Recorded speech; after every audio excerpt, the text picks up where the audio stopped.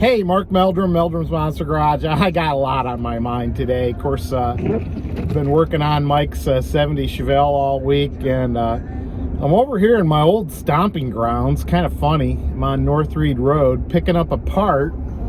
Actually, some weather stripping that we're going to put on the car pretty quick. And I can see just ahead the house I grew up in. I see Ann's house. Hi, Ann. Let me hold on to the camera before it goes wacko again. And going up Dye Road here.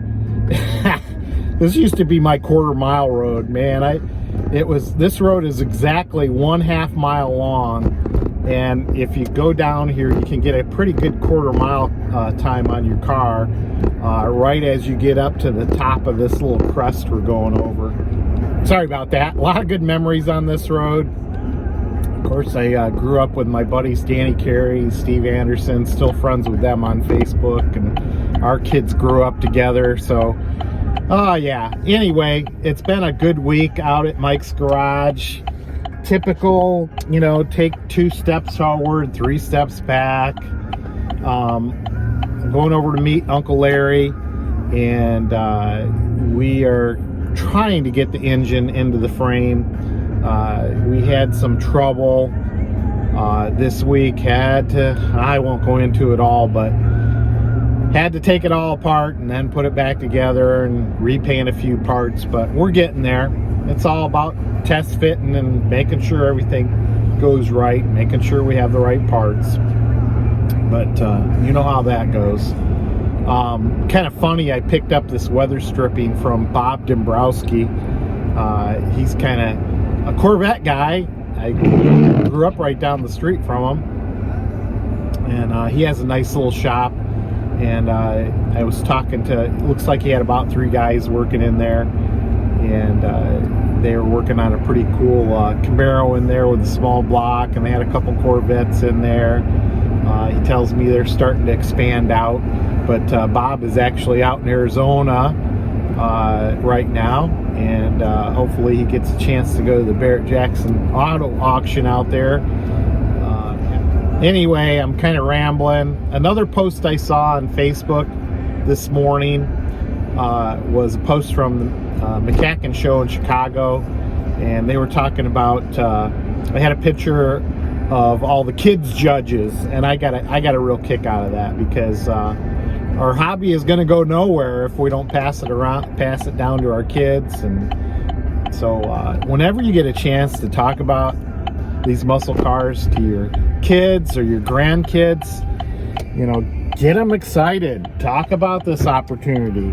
I mean, there's a lot to it. There's a lot of fun out there, and we got to pass it on to someone. So make sure you talk to your kids about these muscle cars and what they meant to you and the history of them.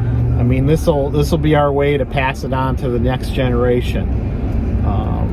Got to keep these cars live. It was truly a great era in me growing up. I wasn't driving per se in the muscle car era, but I certainly grew up around it, and my brothers were driving these cars, and of course my dad was driving these cars.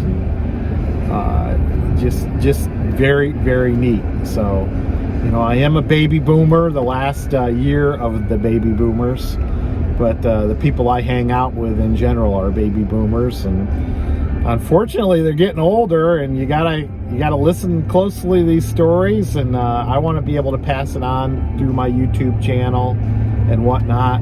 I was talking to a gentleman today through Facebook messaging, and I won't go into a lot of details, but it looked like he was having trouble restoring his Chevelle, and he was looking for some words of advice.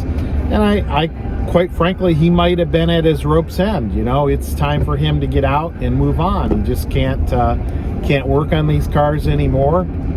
And hey, he may become a part of Chevelle hunters in the near future. Who knows? And I certainly plan on making this YouTube channel a way to express what I'm working on and what we're looking for, and basically my next career. You know, I'm tired of the corporate world. It's time to enjoy my passion. And, you know, my buddy George calls me the flipper. But, hey, if it's a way to make money in retirement, we're certainly gonna do that. Make a few bucks here and there. All right, so here's the weather stripping I'm talking about. I had Uncle Larry go ahead and polish all these edges right here, and they look really nice now. And I'm just gonna put the weather stripping in there, and then this door will be pretty much done as far as any of the rubber goes. Of course, you got the rubber all the way around the perimeter of the door, and I've got the felts out here, and then of course on the inside of the door panel has a felt already attached to it. See, we've got that working on the bench here. We got to do all the cutouts for all the little holes and stuff. All right, so let's get this installed. All right, here's another detail that make sure you talk to your body guys about, because we had a fiasco with this. I am almost 100% certain that these little drain plugs went, and it doesn't make sense, but this is the way they go with the bubble up. Okay, it makes sense that the bubble would pop right down into the hole here, but that's not the way they came from the factory. There must have been some reason for that. I don't know what it is, but we popped the old ones off, and luckily we have an extra set, and they didn't get painted, so we're just going to put some seam sealer down here and then pop them back in. All right, so there's my restoration tip for today. I'm going to use this fancy gun Mike has out here for us. This DeWalt gun should make the job pretty quick. So we used the heat gun to get the old ones out, and they kind of popped out good, but I'm gonna try one too. It's like baking a cake. You're putting enough icing on it. Yeah. I mean, they were sloppy at the factory too. They were doing this quick. Yeah, I know how that is. And then you pop it down there.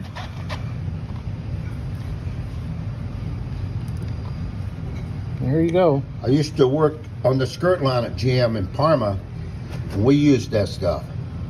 It was air. We had an air gun doing it. Okay, switch around, do the back one here. You got 7 total of these. There's 4 in the compartment here for the passenger compartment, and 3 in the trunk.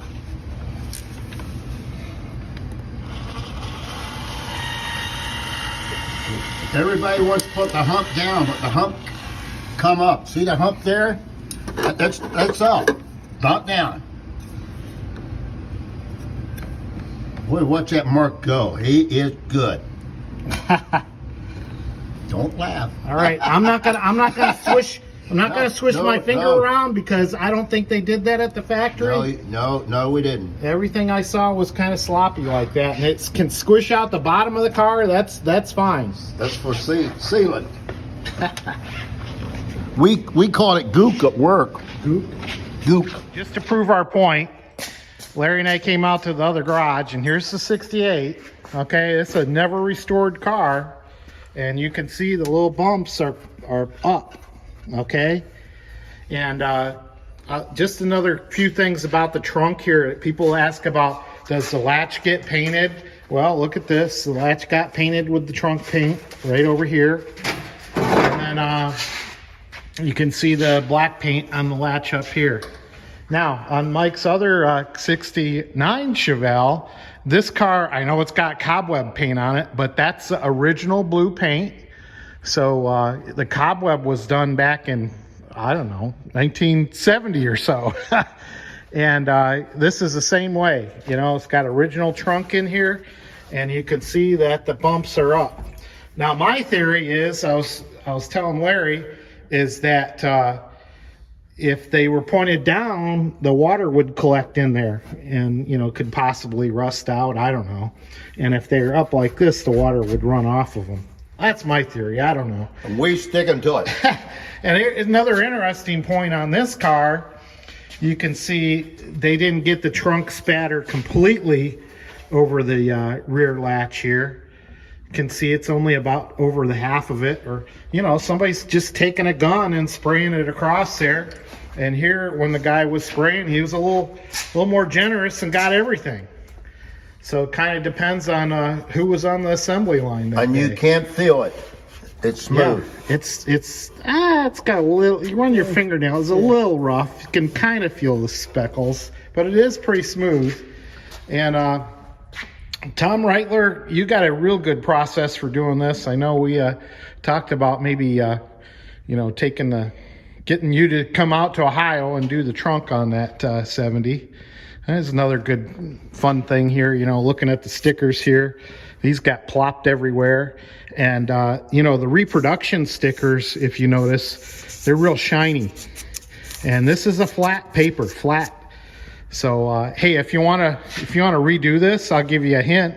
You can buy this flat paper, sticky paper, at the store. Buy one of those stickers, put it on a copier, and just run it through there like that, and then you'll have a closer to reproduction there. And you can see over here on this car, they plopped the caution. This has got what is it? The Posi? Yeah, Posi, the limited slip differential. They put it in a different spot on this trunk. So I can't remember. You remember where both these cars were made, Larry? No, I don't. For some reason, I want to say. We'll look real quick where these cars were made. Both of them Baltimore. Both of them were made in Baltimore. They got a B in the serial number. And who's our buddy from Maryland? Richard Doyle. Yeah. So Richard probably put these cars together. At some point, he did something on them. We know he worked at the assembly plant, and he tells us all sorts of great stories. So maybe if you see this, Richard, give some input on the trunk today. I'd appreciate it. Well, Larry, what did we get done this week? Nothing. I hate to say, nothing.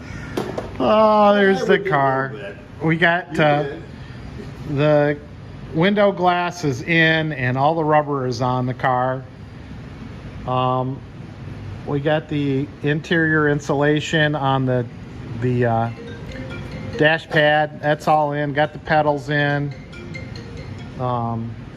We're looking. Help me. We're looking for a switch that mounts here. Can't find that. Could you get us? And Ready to go. we almost had the engine in, but we had an issue with the Are you at the shop or not? oil pump pan. So No, you don't have to. that's it.